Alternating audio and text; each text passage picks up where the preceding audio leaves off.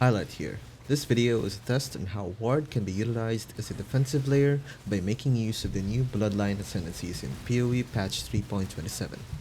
The Allwrath Ascendancy provides some interesting new options on how to fit Ward into a build, the strongest one being Boon of the River, granting 5% chance to restore Ward on hit.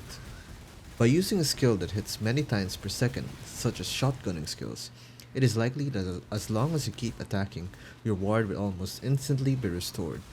If we avoid as many hits as possible from both attacks and spells by investing into evasion, spell dodge, we provide a long enough window for that to occur, theoretically turning our ward into a big additional raw HP pool to mitigate hits. The obvious weakness of this concept is degens, as ward does not provide any protection to damage over time. We can solve this by picking an ascendancy that provides lots of recovery, such as Inquisitor, Saboteur, or Pathfinder, since it will be a struggle to invest passive skill points on recovery when we need to be in the right side of the tree for acrobatics or spell dodge. With these ideas in mind, I settled on a Molten Strike Pathfinder that uses dex stacking to solve flat damage and has an additional scaler for our evasion rating, reaching 25 million DPS with all buffs up, and we are able to reach evasion cap, almost spell dodge cap, and 50 spell block, and elusive with an 11% average chance to avoid damage. We can get 4 to 5k ward using an armor evasion base and in the stand, and we get Fortify, Endurance charges as an option through Elixir of the Unbroken Circle, and Flesh and Stone for our mitigation. We have a ton of life and mana gain on hit, and we can mitigate degens using Pathfinder flasks.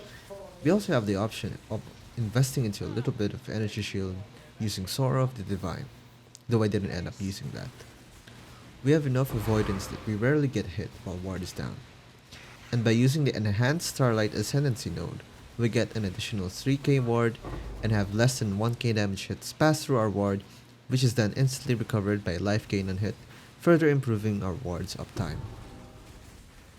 Our deck stacking shell consists of Hand of Thought in Motion, Fractal Thoughts, and Astrametis, and our ward shell consists of In the Stand and a high armor and evasion rating chest. For the rest of the gear, you just need as much dexterity, evasion rating, and suppression. And for the shield, you can also get a little bit of spell block to help with getting as much avoidance as possible.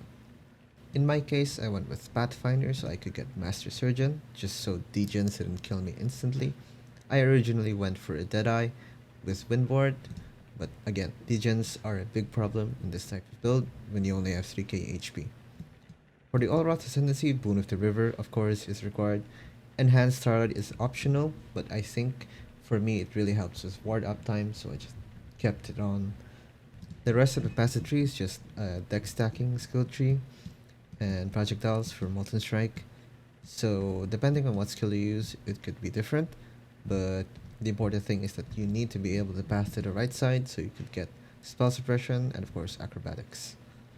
While the build is decent damage and can mostly face tank simulacrums, some of the easy Ubers, and T17s, it still has a typical right side build issue of low fizz max hits and dying to random 2-taps. That and the build needing to be a little strict on regex, being pretty inefficient investment wise, and having a clunky true melee playstyle is why I don't really recommend the build the way I played it, but the shell is good enough to do most aspirational content, and I really believe the concept has potential, with Boon of the River already being used a lot in, for example, kinetic fusillade builds. In particular, I think assassin builds will probably be way better in terms of avoidance.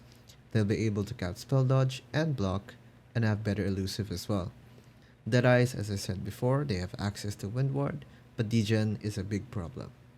If you've used the Allwrath Ascendancy in your own builds before, you're welcome to share it in the comments. If not, I hope you found the concept interesting, and thank you for watching.